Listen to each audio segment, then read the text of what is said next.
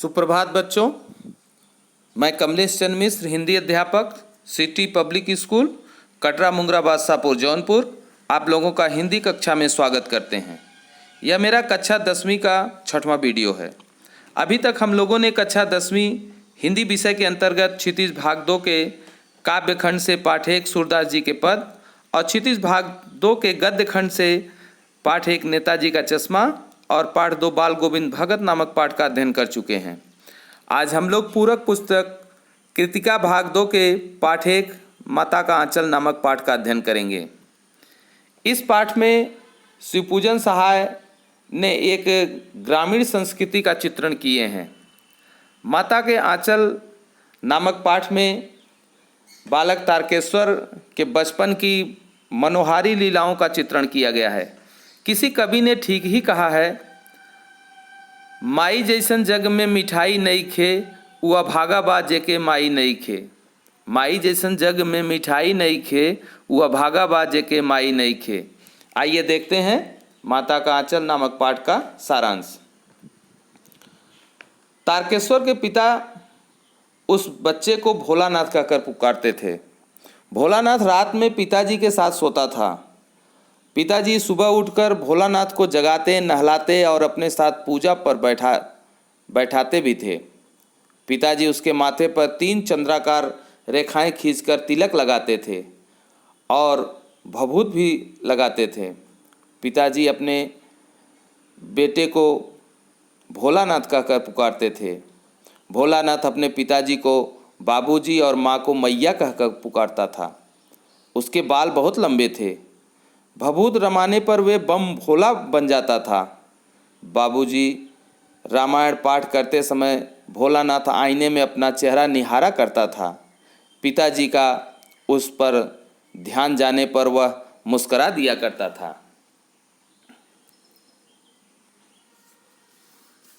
भोलानाथ के पिता पूजा पाठ करने के पश्चात राम राम लिखते थे। उनकी राम नामी बही पर 1000 राम नाम लिखते उसे पाठ करने की पोथी के साथ बांध देते थे। फिर 500 बार कागज़ के टुकड़ों पर राम नाम लिखकर आटे की गोलियों में लपेटते और उन गोलियों को लेकर गंगा जी की ओर चल पड़ते थे। पिताजी गंगा जी से जब वापस आते, भोलानाथ को पेड़ों की डालों पर झूला भी झुलाते थे। भोलानाथ के बाबूजी कभी कभी उससे कुश्ती भी लड़ते थे और उसे खुश करने के उद्देश्य से स्वयं कुश्ती में हार भी जाते थे। भोलानाथ उसकी छाती पर लेटकर उनकी मूंछों को उखाड़ने का प्रयत्न करते थे तो पिता उसके छोटे छोटे हाथ को चूम लेते थे।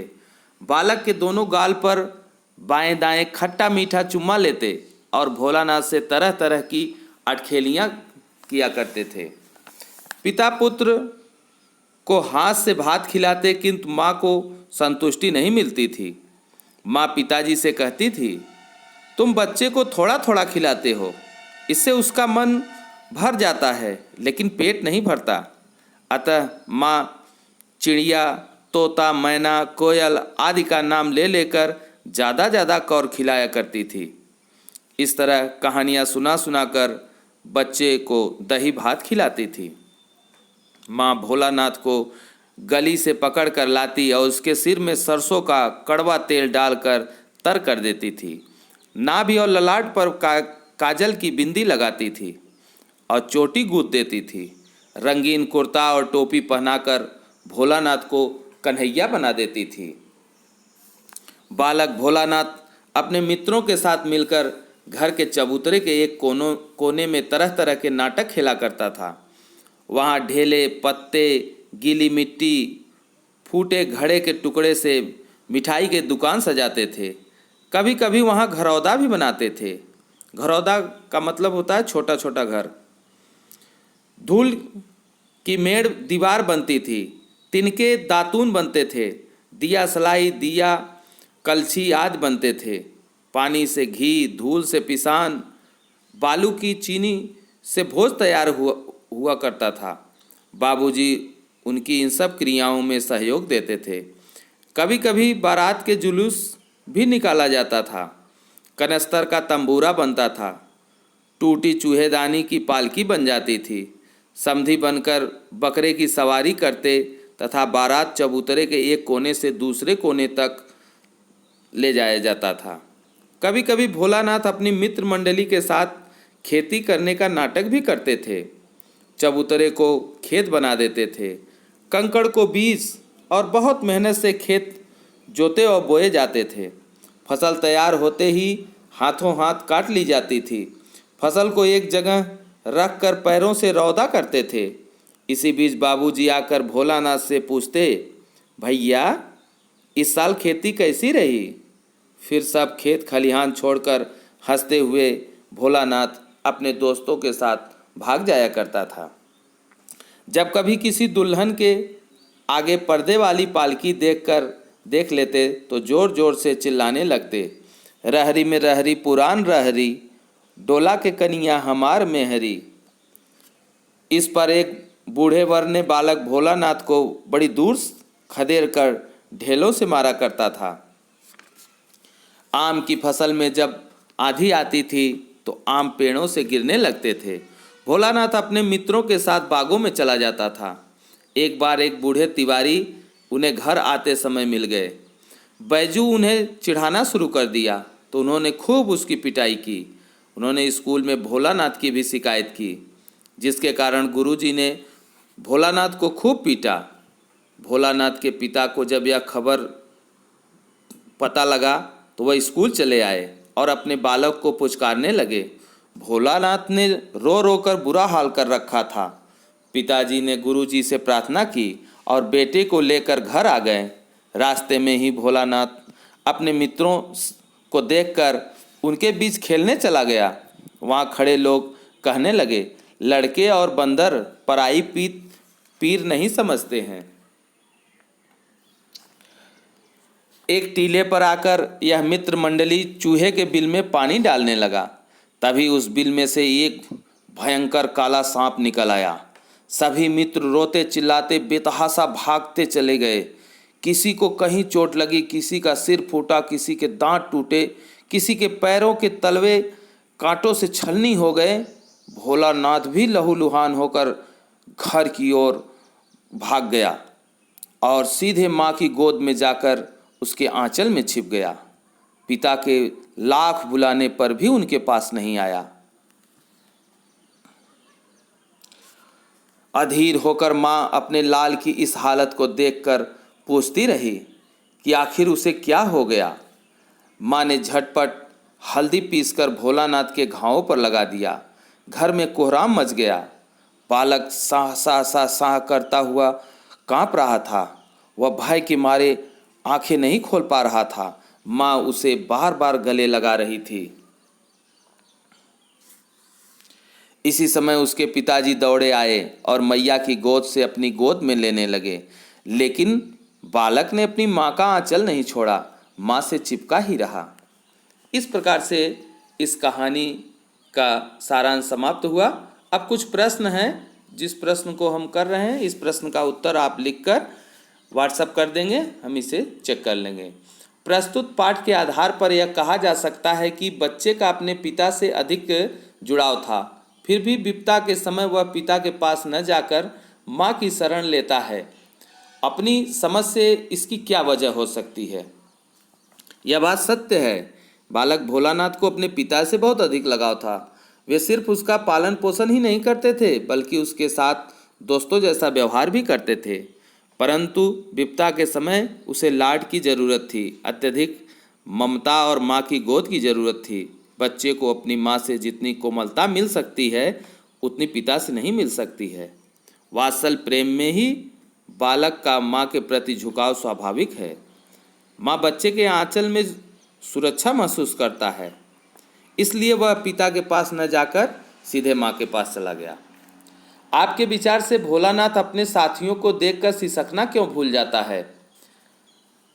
बालक का स्वभाव ही होता है कि वह अपने हमजोली को देखकर उन्हीं के साथ रहना, घूमना फिरना, खेलना पसंद करता है।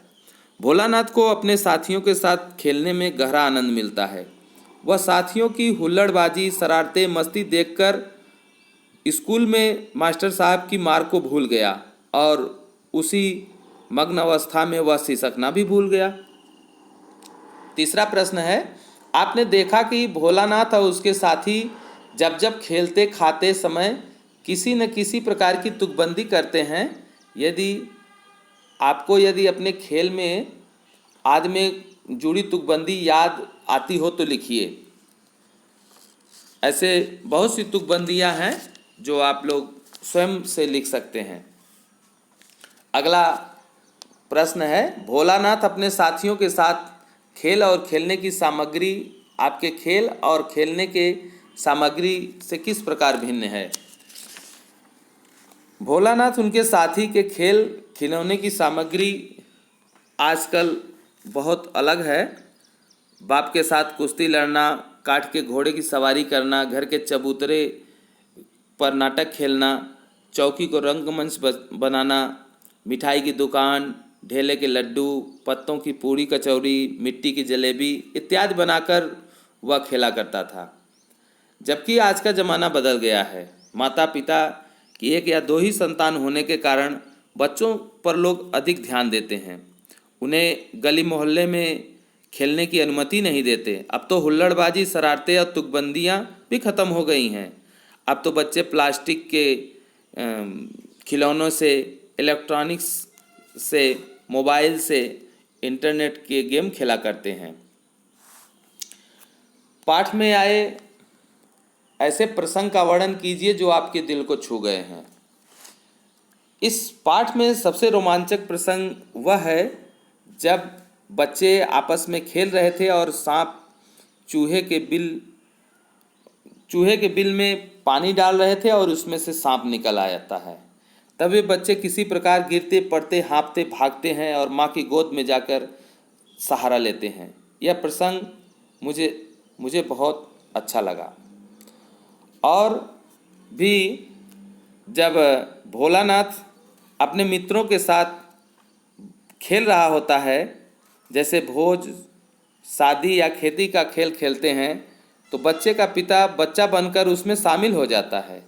पिता का इस प्रकार बच्चा बन जाना भी मुझे बहुत अच्छा लगता है।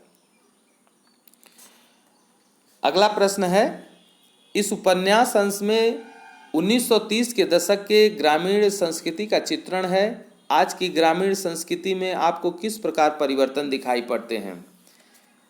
इस उपन्यास में 1930 के ग्रामीण संस्कृति का चित्रण बखूबी है। इसमें आज अनेक परिवर्तन आ गए हैं। आज कुओं से सिंचाई की प्रथा समाप्त हो गई है, उसकी जगह ट्यूबवेल आ गए हैं। बैलों की जगह ट्रैक्टर से जुताई होती है। गांव में लघु उद्योग स्थापित हो चुके हैं। माँ बाप भी लगभग साक्षर हो गए हैं। अब वे अपने बच्चों को शिक्षा दिलवाने हेतु गांव से शहर में भेजते हैं। इत्यादि परिवर्तन आ गए हैं। इस पाठ को पढ़ते पढ़ते आपको भी अपने माता पिता की लाड प्यार का याद आता होगा। अपने इन भावनाओं को डायरी में अंकित कीजिए। ऐसे बहुत से प्रसंग होंगे जो माँ बाप के द्वारा आपको लाड प्यार किया गया होगा, उसमें से कुछ आप लिखिए।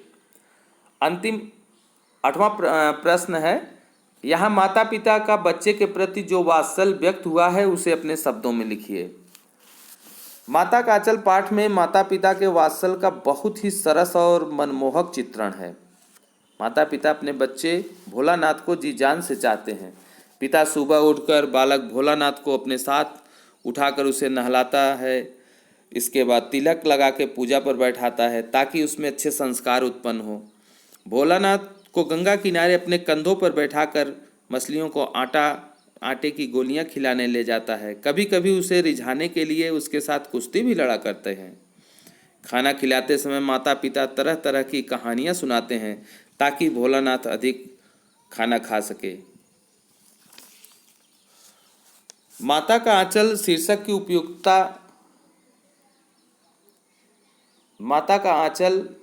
उपयुक्तता बताते हुए कोई अन्य शीर्षक सुझाइए। कि वैसे तो माता का आंचल शीर्षक बहुत सटीक है। संपूर्ण उपन्यास में बालक भोलानाथ का अधिक जुड़ाव पिता के साथ दिखाया गया है, लेकिन इसका एक शीर्षक वात्सल प्रेम भी हो सकता है। माँ का बेटे के प्रति लगाव भी हो सकता है। बच्चे माता पिता के प्रति अपने प्रेम को कैसे अभिव्यक्त करते हैं? बच्चे माता पिता के प्रति अपने प्रेम को उनके साथ रहकर, उनकी सिखाई हुई बातों में रुचि लेकर, उनके लिए खेल करके, उन्हें चूम कर, गलती होने पर रोकर, गलत काम करने पर माँ से लिपट कर, उनकी गोद या कंधे पर बैठकर अपनी भावनाओं को व्यक्त करते हैं। इस पाठ में बच्चों की जो दुनिया रची गई है वह आपके बचपन की दुनिया से किस प्रकार से भिन्न है? हमारा बचपन इस पाठ में वर्णित बचपन से बिल्कुल भिन्न है। हमें अपने माता पिता से ऐसा लाड प्यार नहीं मिला। पिता अपने काम में व्यस्त रहते हैं, वे रात को थक कर ऑफिस से आते हैं, खा पी कर सो जाते हैं, या अपने काम से आते हैं, थक कर सो जाते हैं। मेरे लिए मिठाई, चॉकलेट, खिलौने तो लाते हैं, कभी कभी स्कूटर पर भी घुमाते हैं, लेकिन मेरे काम में उतना रुचि नहीं लेते। मेरा जन्म दिन भर नई नई पोशाक लाकर भेंट करते हैं, परंतु उनके साथ भोलानाथ के पिता की तरह मेरे लिए बहुत अधिक समय नहीं है। फणीश्वर नाथ रेणु और नागार्जुन की आंचलिक रचनाओं को पढ़िए या अपनी लाइब्रेरी से किताब लेकर आप इसका अध्ययन कर सकते हैं। इस प्रकार से यह पाठ समाप्त हुआ। अब नए वीडियो में नए पाठ के साथ फिर मिलेंगे। आपका दिन शुभ हो। धन्यवाद।